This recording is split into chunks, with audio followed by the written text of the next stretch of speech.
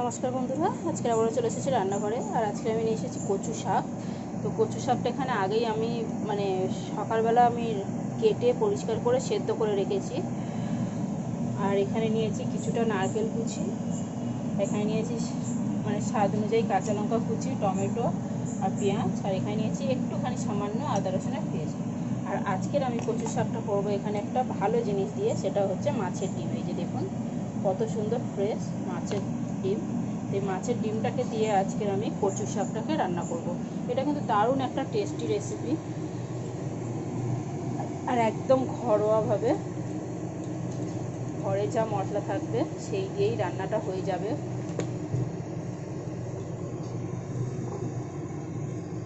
এখানে কড়াইতে বসিয়ে দিয়েছি, কড়াইতে দিয়ে দিয়েছি তেল, দিয়ে দিলাম একটা তেজপাতা, একটা শুকনো লঙ্কা,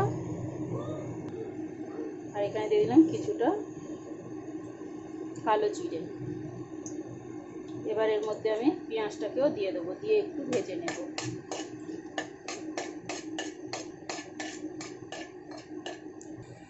এখানে পেঁয়াজটাকে হালকা করে ভেজে নিয়েছি। এবার এখানে আমি কাঁচা লঙ্কা, আদা রসুনের পেস্ট আর টমেটোটাকে দিয়ে দেবো।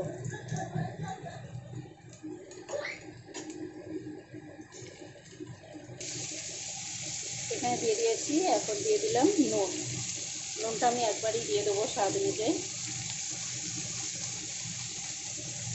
আমি কিন্তু কচু শাকটা সেদ্ধ করার সময় কিচ্ছু দিইনি, একদম প্লেন।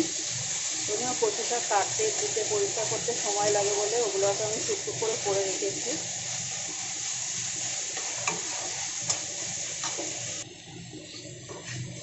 এখানে আমি মশলাগুলো একটু ভেজে নিয়েছি।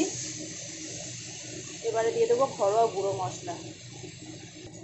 এই যে দেখুন বন্ধুরা, জিরে গুঁড়ো, ধনে গুঁড়ো, হলুদ গুঁড়ো আর লঙ্কার গুঁড়ো একটু দিয়ে দিয়েছি। সামান্য একটুখানি জল দিয়ে দিলাম। এবারে আমি মশলাটাকে বেশ ভালো করে একটু কষিয়ে নেব।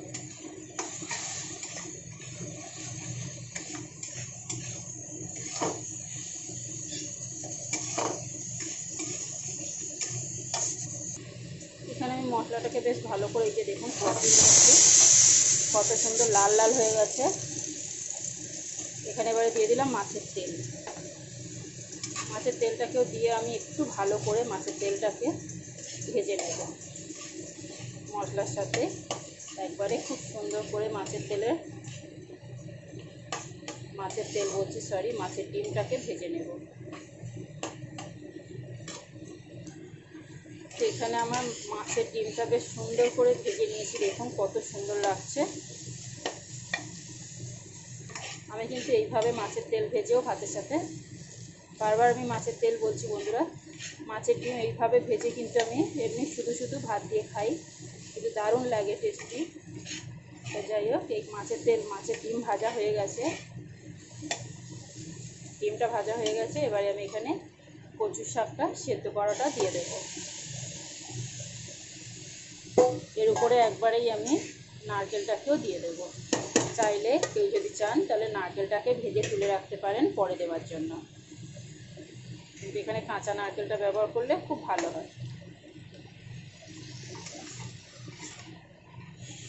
আর এই যে কচুটা বন্ধুরা, এটা কিন্তু অনেক কচু আছে যেটা কাটা ধোয়ার সময় বোঝা যায় যে সেটা চুলকাবে কিনা, কিটকিট করবে কিনা। তো আমার এটা কিন্তু কাটা ধোয়ার সময় একদমই বোঝা যায়নি, বুঝতেই পারিনি যে এটা আমি কচু কাটছি বলে। তো এখানে আমার কোনো টক ব্যবহার করতে হবে না। তারপরেও আমি হালকা একটু লেবু, বন্ধুদেরকে দেখাবার জন্য একটু লেবু ব্যবহার করব ঠিক নামাবার আগে।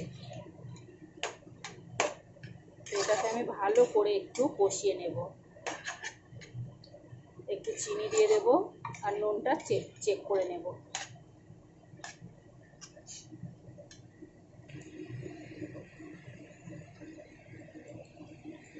এখানে একটু আমি ভালো মতো চিনি ব্যবহার করলাম, আর বারবার কিন্তু এইভাবে নাড়াচাড়া করে দিতে হবে। এতটাই জল ঝরিয়ে রেখেছি যে এখানে কিন্তু খুব একটা জল বেরোবে না, তারপরেও সুন্দর করে একটু নাড়াচাড়া করে কষিয়ে নিতে হবে। আজকের ভিডিওটা কেমন লাগলো বন্ধুরা জানাতে ভুলবেন না। ভালো লাগলে আমার চ্যানেলটাকে সাবস্ক্রাইব করবেন। বন্ধুদেরকে অনেক অনেক ধন্যবাদ আমার ভিডিও দেখার জন্য।